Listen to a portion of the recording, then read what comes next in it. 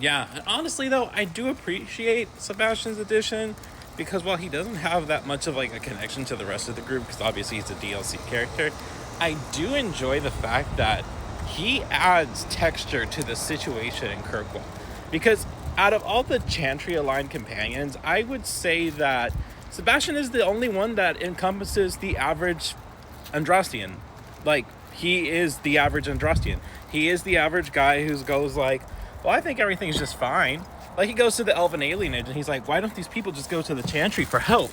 Or, you gotta understand, this is the will of the Maker and all that stuff. Like, he's very much, like, accepting of the situation at hand as it's the way the world is.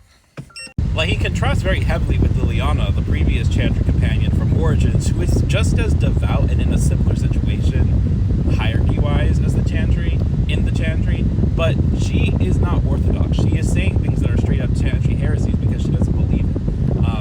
And this is what leads to Liliana Inquisition being such a revolutionary divine.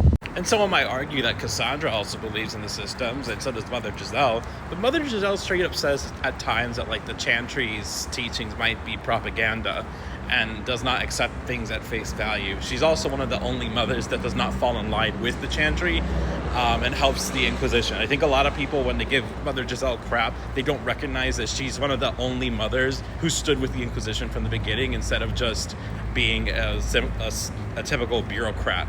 And then Cassandra's not your average Andrastian either. She's a seeker of truth. She actually does believe in reform. She, keeps her oaths and stuff.